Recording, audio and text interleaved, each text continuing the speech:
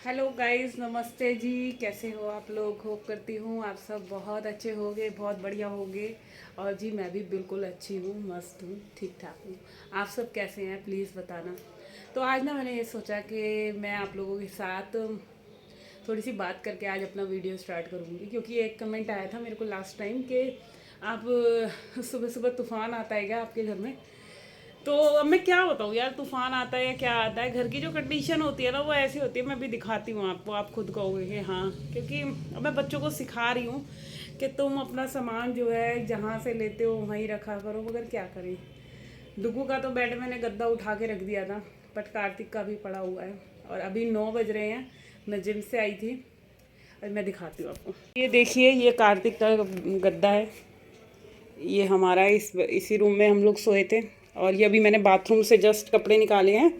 ये सारे नहा के सब सारे कपड़े धोने वाले हैं, इधर डाल दिए मैंने। अभी इनको सीधा करूँगी। और ड्रेसिंग की हालत देखो आप लोग, ये देखो सारा गंदा हो रहा है ड्रेसिंग। पता है क्या होता है, ये तेल लगाता है ना डुगू, और बाल गीले होते हैं, तो ये सारे सारे धब्बे जो हैं यहाँ अभी दिख नहीं रहे होंगे आपको शायद, हल्के हल्के बहुत माइनर से। ये रहा, ये जो है ना, ये महाराज जी जो हैं ये रोज़ ऐसे ही करके जाता है। और फिर सब कहते हैं कि तुम्हारा घर रोज़ क्या क्यों इतना फैल जाता है। ड्रेसिंग की हालत देखना, ये देखो सब चीज़ें ऐसे ही पड़ी हुई हैं, लीड चार्जर वार्जर सब, क्रीम। तो चलिए अभी वीडियो स्टार्ट करने से पहले मैं आप लोगों को घर दिखाना चाह रही थी। घर ऐसे फैला पड़ा है, कपड़े पड़े हैं ये सारे, ये देख सकते हैं सारे कपड़े पड़े हुए हैं। अच्छा, पूजा मैंने सुबह ही कर दी थी, और अभी आप घड़ी भी देख लो, 9 बज रहे हैं।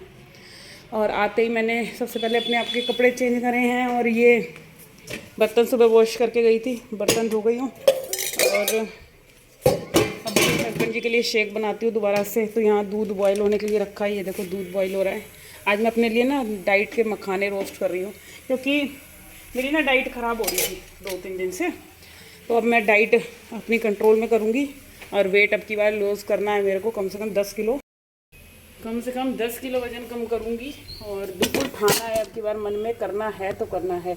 अब की बार कोई ये नहीं वो होगा कि रह गया या कुछ भी। अब की बार पूरे डेडिकेशन के साथ लगूंगी। अब चलिए अभी चलती हूँ मैं घर का काम करने में, स्टार्ट करती हूँ अपनी जर्नी। पहले बनाऊंगी हस्बैंड जी के लिए शेक, और उससे पहले करूँगी मशीन चालू, क्योंकि मशीन में 1-1.5 घंटा लगेगा कपड़े धुलने में। तो चलिए स्टार्ट करते हैं।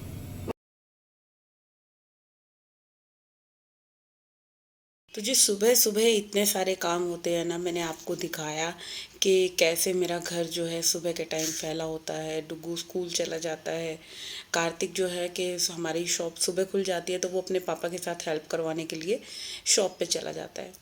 अच्छा, यहाँ पे अब मैंने जो था मशीन वगैरह लगा दी थी। और आज ना मेरा जो ज़्यादा टाइम था वो किचन में लग गया, क्योंकि आज मैंने किचन की थोड़ी सी जो बेसिक वाली क्लीनिंग है वो कर दी थी। थोड़ा कैबिनेट्स वगैरह क्लीन करी थी, जो कि मैं काफ़ी टाइम से सोच रही थी आज करूँ कल करूँ। मगर क्या होता है, कुछ ना कुछ जब आपके पास काम ज़्यादा हो जाता है ना, तो ये चीज़ें हमारी रह जाती हैं। और जैसे होता है ना कि कथा का क्या कथा का और मठा का क्या बढ़ाना, कि कथा जो होती है भागवत कथा कभी सुनने जाते होगे आप लोग, तो उसको कितना भी आप चाहो ना तो बढ़ा सकते हो। और उसी तरह क्या कहते हैं, मठे को जैसे जितना मर्जी पानी डाल दो तो मठा खूब सारा हो जाता है। तो मैं उसमें एक चीज़ और शामिल करना चाहूँगी कि घर के काम भी ऐसे हैं कि आप जितना मर्जी बढ़ाना चाहोगे ना वो बढ़ते जाएंगे। तो इधर जो है किचन की जो है मैं कैबिनेट क्लीन कर रही हूँ, और इधर ये पूजा करके उठ गया है। और सबसे पहला इसका क्वेश्चन यही होता है नाश्ते में क्या है। तो इसके लिए मैंने आलू शिमला मिर्च की सब्ज़ी बनाई थी, और पराठे सेक के रख रखे थे। तो बस ये तो वही खाएगा भी, नाश्ता उसी का करेगा। और यहाँ पे जो है ये मैंने, आप देख सकते हैं, ये साबुन सर्फ, इसके एक जो है ये मैंने पूरी अलमीरा बना रखी है। और बिल्कुल ठीक रहता है, एक बास्केट के अंदर सारी चीज़ें जो भी है किचन की, जो एक्स्ट्रा मैं ला के रखती हूँ ना, वो सारी चीज़ों को मैं सही से ऑर्गेनाइज़ कर दूँगी। क्योंकि देखो वही वाली बात है कि घर का कोई हिस्सा ऐसा नहीं होता कि आप जितना मर्जी साफ़ कर लो वो फिर से गंदा होता है। तो ये चीज़ मेरे साथ है कि मैं जितना मर्जी क्लीन कर लेती हूँ, हर 7-8 दिन में ना चीज़ें ख़राब हो जाती हैं। और जिन चीज़ों को हम रोज़ाना सही नहीं कर पाते वो ज़्यादा हो जाती हैं। और रोज़ जो सही होती हैं तो वो बिल्कुल आप लोगों को दिखती ही होंगी, बिल्कुल साफ़ सुथरी सुंदर दिखती हैं। तो यहाँ पे जो है मैंने पूरी की पूरी बास्केट ठीक कर दी है। और ये एक्स्ट्रा पॉलीथीन जो होती है ना, मेरा कभी भी फेंकती नहीं हूँ, क्योंकि सामान के साथ जो आती हैं, एक तो सबसे मेन क्या होता है, कोई भी कूड़ा वगैरह होता है ना फेंकने के लिए, मेरे को, मैं बाहर से नहीं खरीदती कभी भी कोई कोई कूड़ा वगैरह फेंकने के लिए पॉलीथीन। सब जो है, जो सब्जियां वगैरह लाती हूँ उसमें ही मेरा हो जाता है गुजारा। और जो थोड़ी बहुत कम भी पड़ती है, जैसे कभी बहुत ज़्यादा नीड है, तो मेरी शॉप पे वैसे भी बहुत सारी पॉलीथीन्स का मतलब सामान जाता है, तो पॉलीथीन वगैरह सब शॉप पे मिल जाती है। तो चलिए, अभी इधर जो है सिंक के नीचे का एरिया भी वॉश कर दिया है, क्योंकि कभी भी मेरी आदत क्या है कि मैं अपना सिंक के नीचे जो एरिया है ना, इसको कभी भी मतलब गीला नहीं रहने देती, हमेशा साफ़ करके रखती हूँ। और आप लोग भी अगर देखो क्लीनिंग करते हो ना, तो अपने घर के कई पार्ट ऐसे हो गए, बाथरूम हो गया, लॉन्ड्री एरिया हो गया, गीला बिल्कुल मत छोड़ो, क्योंकि जो एरिया गीला रह जाएगा ना, वो फिर कभी देखो सूखे, ऑक्सीजन की स्मेल आती है, कोई भी चीज़ होती है अगर गीली रह गई तो वो स्मेल छोड़ती है। इसीलिए जितना भी कोशिश हो सके, जब भी आप अपने घर की सफाई कर रहे हो, सिंक के नीचे हो गया ये सब, जो भी जहाँ पानी वाला एरिया है, उधर आपको क्लीनिंग करनी बहुत ज़रूरी है। तो यहाँ पे ना मैं पूरा किचन जो है साफ़ सुथरा कर कर आ गई थी, और किचन की आज बहुत अच्छी क्लीनिंग हो गई है। उसका वीडियो आप मेरे दूसरे चैनल पे देख सकते हो, होम क्वीन निशा पे आएगा।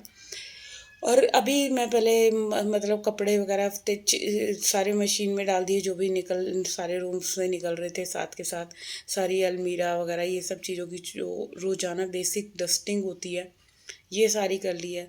और ये अच्छा, एक बात बताऊँ, घर के काम को करने के लिए मतलब आप अपना रूटीन जो अच्छा बनाते हैं ना लेडीज़, भाई वो अपने लिए भी टाइम निकाल सकती हैं, पूरा दिन फ्री भी रह सकती हैं, और बहुत अच्छा एक, कहते हैं ना, टाइम टेबल बन जाता है।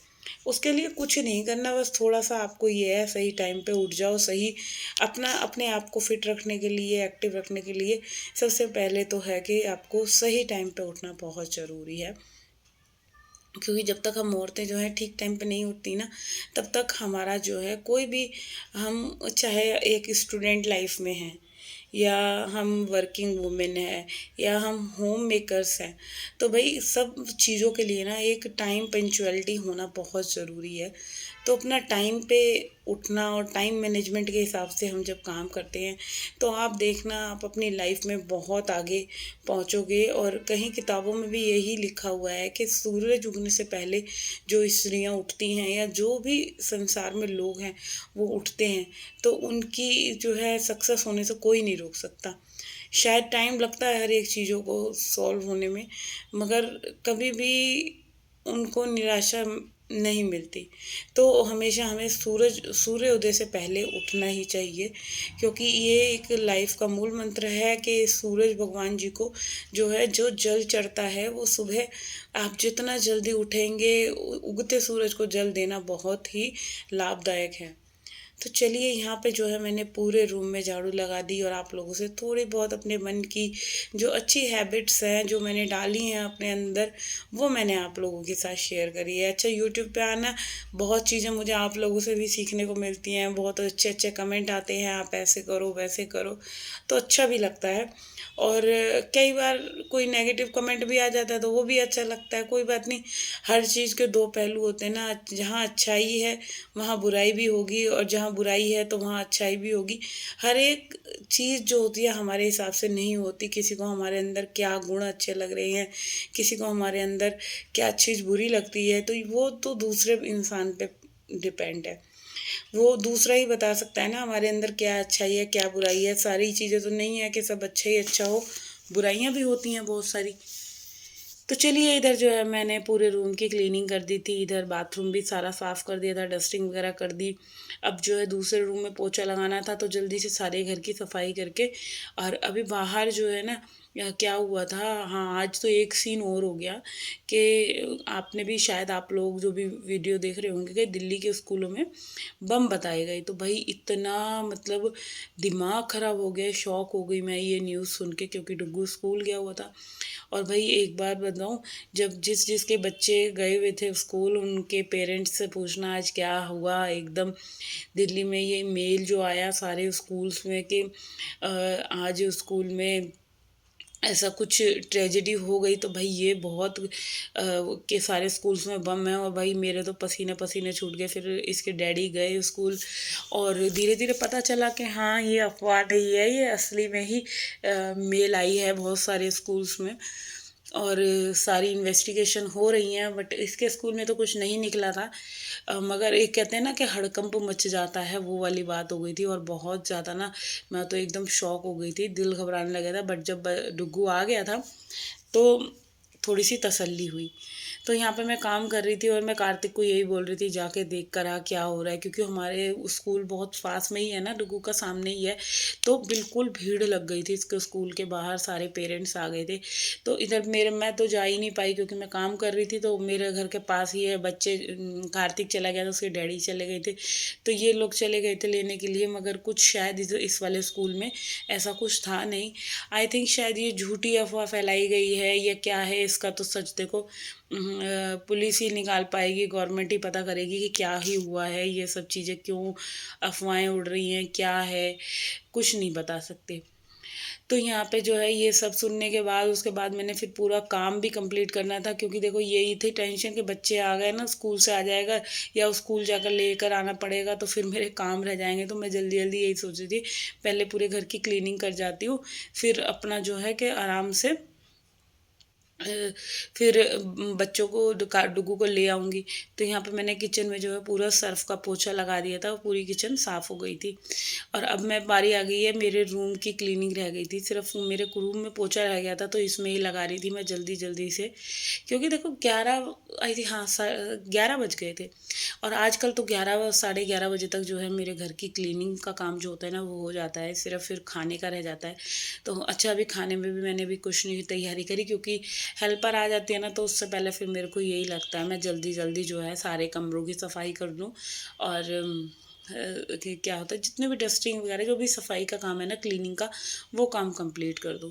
तो अभी मैंने सिर्फ ये वाले कमरे में भी पोछा लगा दिया है। अच्छा, सारे रूम्स की क्लीनिंग हो जाती है।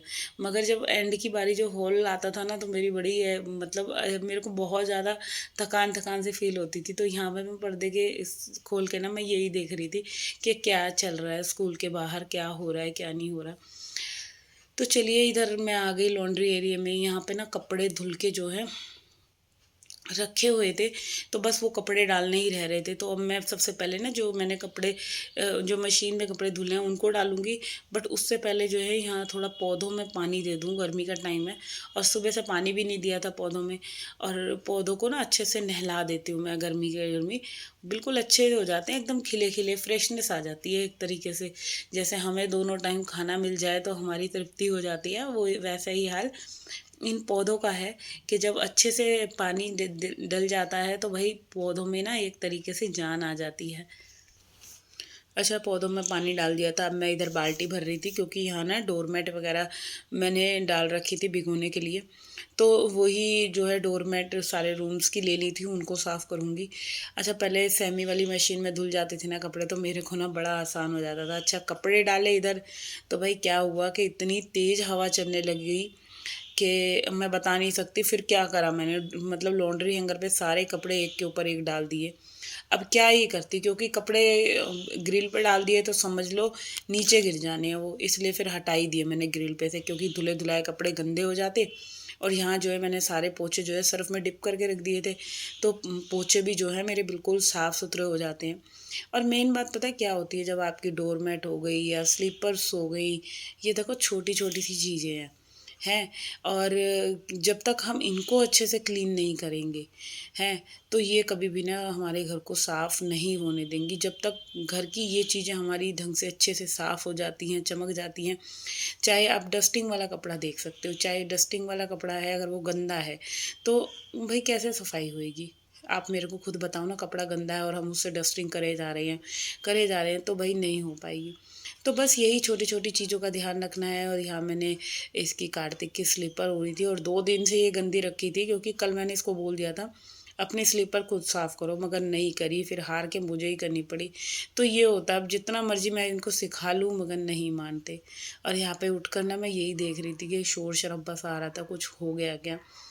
तो चलिए फ़िलहाल मैं करती हूँ अपने इस वाले वीडियो को यहीं पे एंड। अगर आप लोगों को मेरा वीडियो अच्छा लगा है तो जल्दी से चैनल को सब्सक्राइब कर लो भाई, जिस किसी ने भी नहीं करा है।